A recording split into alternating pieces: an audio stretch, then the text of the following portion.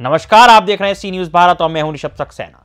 कहते हैं कि मानव जीवन में गुणवत्तापूर्ण शिक्षा और अच्छे स्वास्थ्य का अद्वितीय महत्व है। निजी स्कूलों में शिक्षक न केवल छात्रों के प्रति अपना कर्तव्य ईमानदारी से निभाते हैं, बल्कि वे अच्छे संस्कार भी पैदा करते हैं।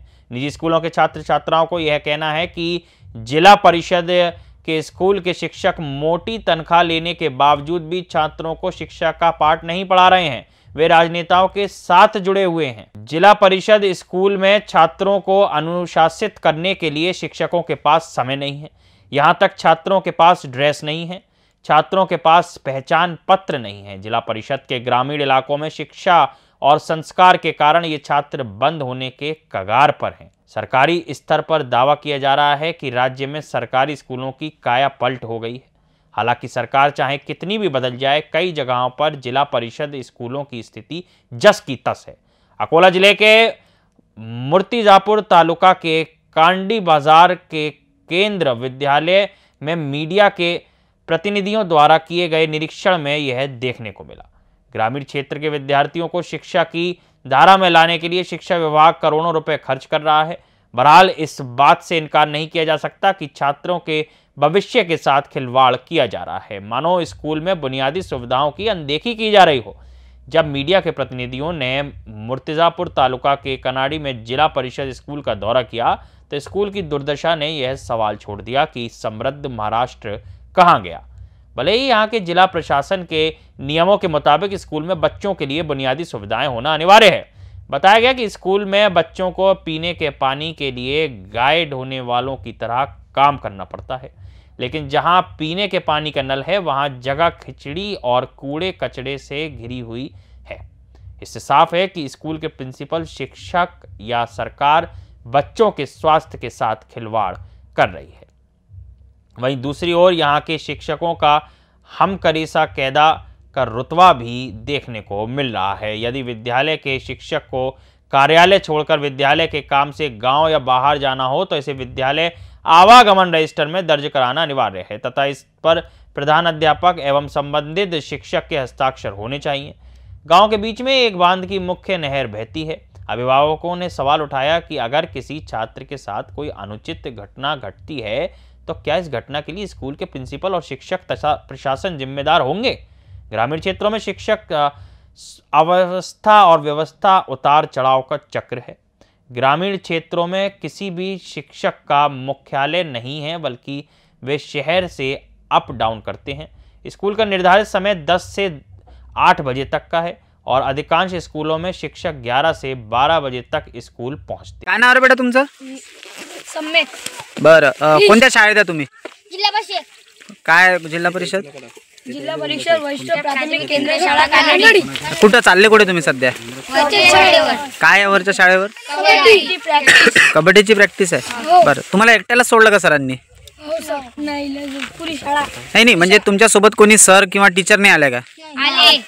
कुठे आहेत तुमच्या आता सध्या सोबत? नाही, ते जेवण करून येतात। जेवण करून येतात। कोण कोण आहे शाळेमध्ये आता सध्या? सध्या शाळेमध्ये हा, सर टीचर सब आहे। कोणते कोणते सर आहेत? Suresh sir, Nagad sir, Pande sir. अच्छा, नाकड सर कुठे गेले? नागड सर येतात ना आता। कुठे गेले? कुठे? शाळेतच आहे। आता आहे शाळेत? प्रशासन म्हणतं की शिक्षणापासून कोणी वंचित राहायला कामा नये आणि शिक्षणाकरिता विद्यार्थ्यांच्या शिक्षणाकरिता विविध सुविधा पुरवल्या जातात। परंतु आज मीडियाच्या वतीने केलेल्या काही पाहणीमध्ये असं निदर्शनास आलं की मूर्तिजापूर तालुक्यातील कानडी या जिल्हा परिषद शाळेमध्ये बहुतांश सुविधांचा अभाव त्या ठिकाणी दिसतात। काय सांगाल यावर? पहिल्यांदा तुमचे धन्यवाद की आपण त्या ठिकाणी गेलात आणि ज्या काही त्याचं भौतिक सुविधा आपल्याला उणीव आढळून आल्या। आता आपण म्हणता त्याप्रमाणे सगळ्या बालकांना ज्या आवश्यक भौतिक सुविधा असतात त्या देण्याचा पुरेपूर प्रयत्न केला जातो। तशा सूचनाही आम्ही आमच्या मुख्याध्यापकांना, केंद्र प्रमुख यांच्या मार्फत दिल्या जातात। परंतु आज आपण ज्या ठिकाणी भेट दिली त्या शाळेमध्ये आपल्याला ज्या काही उणीवा आढळल्या याची वस्तुनिष्ठ चौकशी करून तसा ज्या काही कमतरता त्या ठिकाणी असतील त्याबाबत पूर्तता करण्याच्या दृष्टीने किंवा त्या ठिकाणी का झाल्या नाही याची पूर्ण चौकशी करून तसा अहवाल वरिष्ठांना सादर करण्यात येईल। सर, एखाद्या वेळेला शिक्षक आपल्या शाळा सोडून विद्यार्थी कुठेतरी कार्यालयीन कामकाजाकरता जात असतील, बरोबर आहे? तर त्याची रीतसर नोंद ही रजिस्टर मध्ये शाळेच्या मुख्याध्यापकांकडे असावी असा नियम आमच्या माहितीनुसार आहे, बरोबर आहे? बरोबर. परंतु त्या शाळेत हे सुद्धा निदर्शनास आलं की मुख्याध्यापकांसोबत आम्ही बोलल्यानंतर तेथील एक शिक्षक जे आहेत ते हातगाव या ठिकाणी स्पोर्टच्या काही कामानिमित्त गेले असे सांगण्यात आलं, परंतु रजिस्टर मध्ये कुठल्याही प्रकारची नोंद नाही आहे. सुदैवाने जर समजा अशी कुठे विपरीत घटना घडली की रस्त्यामध्ये काही शिक्षकाच्या सोबत झालं, बरोबर आहे, तर याला नेमकं जबाबदार कोण आहे? कारण की त्या शिक्षकांची रीतसर नोंद तर तिथे नाहीये आणि ती नसल्यामुळे हे सिद्ध होतं की ते शिक्षक शाळेतच आहेत, परंतु ते शिक्षक रस्त्यात काही त्यांचं झालं, त्याला जबाबदार कोण? आपण म्हणतो त्याप्रमाणे जर शाळेतील कार्यरत शिक्षक एखाद्या प्रशासकीय कामासाठी जर कुठे जात असतील तर प्रत्येक शाळेमध्ये अशा प्रकारचं हालचाल रजिस्टर असतं. ज्या वेळेला किंवा ज्या दिनांकाला ते त्या ठिकाणी ज्या कामानिमित्त जातात त्या सर्व बाबीची नोंद त्या रजिस्टर मध्ये करण्यात येते आणि ती केल्या गेली पाहिजे, तशाही सूचना आपण दिलेल्या आहेत. आम्ही गेलो म्हणजे आम्ही त्या आमच्या पाहणी दरम्यान त्या जिल्हा परिषद शाळेला जाऊन नाही, तर तिथले मुलं घेऊन ते तिथं जी खाजगी शाळा आहे त्या खाजगी शाळेच्या ग्राउंडला मुलं नेणार खेळायसाठी, परंतु मुलांसोबत शिक्षक असणं आवश्यक आहे की नाही?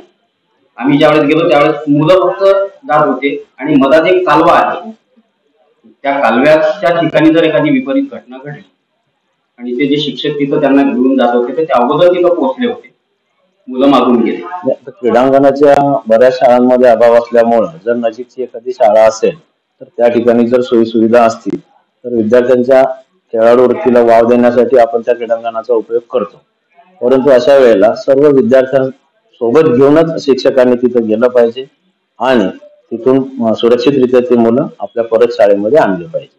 सर, शेवटचा प्रश्न करतो की हा जो प्रकार झालेला आहे की विद्यार्थी सैरावैरा विद्यार्थ्यांच्या पद्धतीने चालले होते, शिक्षक त्यांच्या पद्धतीने आधीच पोहोचले होते आणि अशी एखादी घटना विपरीत घटना जर समजा विद्यार्थ्यांच्या बाबतीत घडली असती, 11 ते 5 या वेळेमध्ये पालकांनी जे विद्यार्थी त्यांचे सोडलेले आहेत याची जिम्मेदारी शाळेची असते, शिक्षकांची असते, मुख्याध्यापकांची असते, याला नेमकं जबाबदार कोण असते? अर्थातच जर शाळेत विद्यार्थी उपस्थित असतील तर जोपर्यंत ते विद्यार्थी शाळेत आहेत तोपर्यंत संपूर्ण जबाबदारी शाळेचीच आहे. धन्यवाद. अशा शिक्षकांना काय करायचं? तेच म्हटलं मी की याबाबत वस्तुनिष्ठ चौकशी करूनच आव्हान वरिष्ठांना सादर केलं. सर, आता शेवटचा एक बोलतो की जिल्हा परिषदेचे शिक्षण सभापती हे मूर्तिजापूर तालुक्यातले आहेत, तर असं म्हणायला बाबा नाही ठरणार की जिल्हा परिषदचे शिक्षण सभापती यांच्या तालुक्यामध्ये शिक्षणाच्या दिवाखाली अंधार आहे. नाही, याबाबत मी नाही बोलणार. माझी प्रतिक्रिया. दुसरी गोष्ट अशी की जे मध्यान्ह भोजन जे विद्यार्थ्यांना पुरवल्या जातं आणि ते स्वयंपाकघर आहे त्याच्या बाजूला कचऱ्याचे ढीग लागलेले आहेत, विद्यार्थ्याच्या आरोग्याला जर धोका निर्माण झाला तर याची जबाबदारी कोणती? मी सुरुवातीलाच सांगितलं, आपण जी वस्तुस्थिती आज मांडली त्याची पूर्ण चौकशी करून त्याच्यामध्ये जो कोणी दोषी असेल ती उपाययोजना केल्या जाईल आणि दोषींवर कारवाई केल्या जाईल. 2 शिक्षक कोण कोण? मी आणि सूर्यवंशी सर. अच्छा. आणि नाकट सर कुठे आहेत? नाकट सर उद्या आहेत ग्रुप स्तरीय सामने हातगावला, तिथे ते याद्या पोहोचवायला गेलेले आहेत. अच्छा. कारण उद्या सामने असल्यामुळे आज याद्या पोहोचवणं महत्वाचं आहे, कारण त्याला लॉट्स वगैरे पडावं लागतात तिथं. ज्या वेळेला एखादे शिक्षक आपल्या कार्यरत स्थळावरून इतर ठिकाणी जातात त्यावेळेला तशी नोंद आपल्या शाळेमध्ये नसायला पाहिजे का? हो. का नाहीये? ते मुख्याध्यापकांनी त्याला पाठवलं. मुख्याध्यापकांनी पाठवलं आणि सर गेले, हे कितपत योग्य आहे? ते तो प्रश्न मुख्याध्यापक उत्तर देऊ शकतात. तुम्ही शाळेत गेले होते आणि तुम्ही जिल्हा परिषदचं ग्राउंड सोडून या ठिकाणी विद्यार्थ्यांना खेळवायसाठी आणलं, तर तुमच्या इथं ग्राउंड आहे की नाही? नाही आहे ना. नाही, बरोबर आहे. तर विद्यार्थी ज्यावेळेस ग्राउंडला आले तर त्यावेळेस विद्यार्थी फक्त आणि फक्त विद्यार्थी होते, आपण कुठे होतो? आम्ही विद्यार्थ्यांच्या सोबत होतो, कारण विद्यार्थी मागे पुढे येत होते आमच्या सोबत. सर, नियमानुसार सर्व विद्यार्थी एकत्र घेऊन एका शिस्तीबद्ध याच्यामध्ये आपण आणायला पाहिजे. आणि त्यांच्या पाठीमागे किंवा समोर एक शिक्षक मागे असतील, एक शिक्षक समोर असतील, बरोबर आहे. त्यांच्यावर निगराणी ठेवण्याकरता आपण असायला पाहिजे. परंतु आमच्या मीडिया टीमनी जे केलेलं स्ट्रिंग ऑपरेशन त्याच्यामध्ये असं आढळून आलं आणि काही विद्यार्थ्यांनी सुद्धा प्रतिक्रिया तशा प्रकारे दिलेल्या आहे. सर समोर पोहोचलेले आहेत, आम्ही चाललेलो आहे. नाही, आम्ही समोर आलो आणि आमच्या सोबत काही विद्यार्थी जेवढे होते तेवढे सोबत आलेले आहे. फक्त काही विद्यार्थी हे राहिले होते.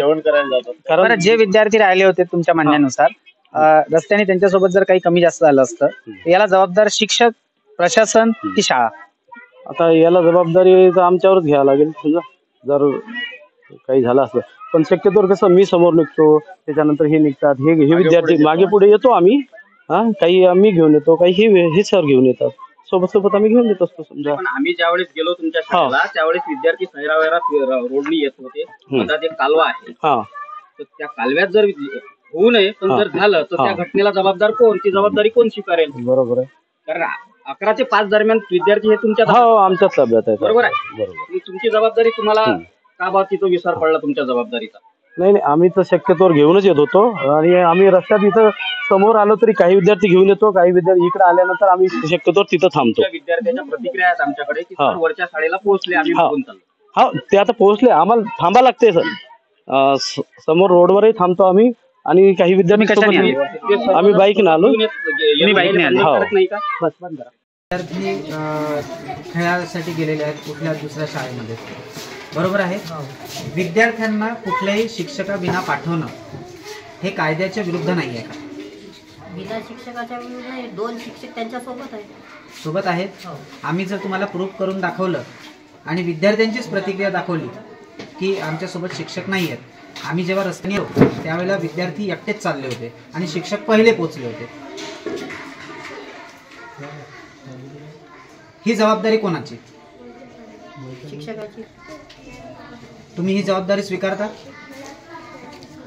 विद्यार्थ्यांना अन्वयी पाठवलेला आहे बिना शिक्षका, ही जबाबदारी तुम्ही स्वीकारता? आमच्या इथे ग्राउंड नसल्यामुळं माझा प्रश्न तुम्हाला हा आहे, शिक्षक विद्यार्थ्यांसोबत नव्हते याचे व्हिज्युअल आमच्याकडे आहेत आणि विद्यार्थ्यांनीच तशा प्रकारची प्रतिक्रिया दिलेली आहे, याला जबाबदार कोण? जर रस्त्यामध्ये एखाद्या विद्यार्थ्याचं कमी जास्त झालं तर याची जबाबदारी प्रशासन घेईल की शिक्षक घेईल, याचं उत्तर मला द्या.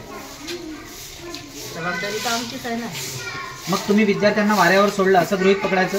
वाऱ्यावर कसं सोडलं? 2 शिक्षक त्यांच्या सोबत गेले ना. शिक्षक आधी पोहोचलेले आहेत. माझ्या प्रश्नाचं उत्तर तुम्ही नेमकं देत नाही आहेत. शिक्षक आधी पोहोचलेले आहेत आणि विद्यार्थी सैरावैरा रस्त्याने चालले आहेत, त्यांच्या सोबत कोणी नाही आहे. मी माझ्या शिक्षकांना विचारते होतो, कारण मी शिक्षक इथून पाठवले मुलांसोबत.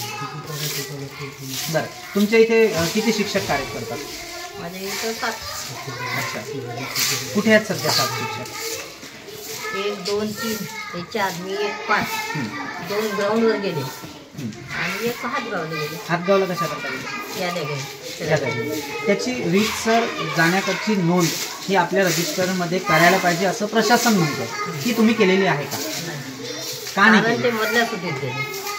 मधल्या सुटीत नियम असा आहे का की शाळा सोडून जे मधात रेसेस होते या रेसेस मध्ये जायला पाहिजे? मी जेवण करून राहिली होती, जेवण केल्यानंतर मी नोंद घेणार. मॅडम हे हलचल कोणाकडे बोलून राहिले? मधल्या सुटीत गेले, मी जेवण करत होती, जेवण केल्यानंतर त्यांची नोंद घेणार होती. मी ते माझ्या प्रश्नाचं उत्तर द्या ना. तुम्ही जेवण केल्यानंतर नोंद घेणार होते आणि त्यांना आधी पाठवलं. मधली सुट्टी ती जात आहेत याची सिग्नेचर मास्टरवर घेणं जरुरी असतं आणि आल्यानंतर ते आले म्हणून जरुरी असते. मग ते गेल्यानंतर तुम्ही सिग्नेचर कुठून घेणार होते की त्यांची तुम्ही मारणार होते? मी कशाला मारणार आहे? मग तुम्हीच आत्ता बोलले ना की ते मी जेवण झाल्यानंतर मी त्यांना पाठवलं याद्या घेऊन, कारण 12 जात होतो, ऑलरेडी वेळ झाला होता. मग जाण्यापूर्वी त्यांना लीव दिली होती का तुम्ही तशी परमिशन दिली होती का? तसं लेखी पत्र दिलं का त्यांना? मी परमिशन दिली ना जा म्हणून. अच्छा, म्हणजे तुम्ही म्हणाल ती पूर्व दिशा, तुम्ही म्हणाल तशी शाळा चालेल असं तुमचं म्हणणं आहे की तुम्ही शासनाच्या प्रमाणे चालता? मी सरांना म्हटलं की तुम्ही याद्या घेऊन जा, कारण ऑलरेडी आपल्याला वेळ झालेला आहे. 12 वाजताच बोलावलं होतं, इथेच त्यांना 1:30 वाजला होता. परंतु आपल्या शाळेतला एक शिक्षक अशा ठिकाणी जात आहे, अशा प्रकारची नोंद आपल्या रजिस्टरमध्ये असावी असं प्रशासन म्हणतं. बरोबर आहे ना. तर आणि त्या नोंदवर जो शिक्षक चालला आहे त्याची सिग्नेचर असावी. माझं जेवण झाल्यानंतर मी त्याच्यात लिहिणारच होते. अहो पण त्यांची सिग्नेचर केव्हा घेणार होते तुम्ही? केव्हा घेणार होते? हे तुम्हाला तुमच्या प्रशिक्षणामध्ये शिकवलं नाही का? शिकवलं नाहीये तुम्हाला? मग असेच कामं तुम्ही शाळेत करता का? हे सिद्ध होते याच्यावरून, म्हणून विचारत आहे. एखाद्या वेळेस होत असते, तसं काय नेहमीच होत असते. आज आम्ही आलो म्हणूनच झालं. नाही हा, विद्यार्थ्यांना सैरावैरा जाऊ देणं किंवा शिक्षकालाही वाऱ्यावर जाऊ देणं, त्या विद्यार्थ्यांचं कुठेतरी काही कमी जास्त होईल किंवा त्या शिक्षकाचं रस्त्यामध्ये काही कमी जास्त झालं तर याला जबाबदार कोण? कारण की तुमच्या नोंदनुसार तर ते शाळेत आहेत शिक्षक आणि ते रस्त्यावर सापडले, त्याला जबाबदार कोण? मुलं खेळायला गेले ना. मी शिक्षकाची गोष्ट करतोय मॅडम तुमच्यासोबत. शिक्षक सोबत गेले ना विद्यार्थ्यांच्या. शिक्षकांची नोंद असायला पाहिजे जी आता नाहीये, त्यानुसार जे शिक्षक सध्या इथेच आहेत हे सिद्ध होते. मान्य आहे की नाही? बरोबर आहे. आणि त्यांचं रस्त्यात कमी जास्त काही झालं, याला जबाबदार कोण? प्रॅक्टिस साठी विद्यार्थी जात नाही का? ग्राउंड नाही तर मग मी तुम्हाला शिक्षकांची गोष्ट करतो आहे. शिक्षकाचीच नोंद आहे. गावातल्या गावात खूप अशा नोंद पाहिजे. इथेच गेले ना, या शाळेत गेले ना. तुम्ही हातगावला गेले हा शब्द वापरला. ते नाकट सर गेले. नाकट सरांची नोंद केली आहे का तुम्ही? नाही ना, मग मी तेही सांगू ना तुम्हाला. त्यांची नोंद करणं अनिवार्य नव्हतं का तुम्हाला? घेणारच होती त्यांची नोंद. केव्हा घेणार होते? जेवण वगैरे त्यांची सही केव्हा घेणार होते? आल्यावर. अकोला महाराष्ट्र सी न्यूज संवाददाता धनराज सप्पकाट की रिपोर्ट। जिला परिषद शिक्षा अध्यक्ष ने कुछ माह पहले घोषणा की थी कि जिला परिषद शिक्षकों के लिए ड्रेस कोड लागू किया जाएगा। स्कूल का सत्र आधा खत्म हो चुका है, वहीं शिक्षकों के लिए ड्रेस कोड अब कब लागू होगा यह सवाल आम नागरिकों के बीच चर्चा में आ गया है। इस रिपोर्ट में फिलहाल इतना ही। देश और दुनिया की तमाम खबरों के लिए आप देखते रहिए सी न्यूज़ 12।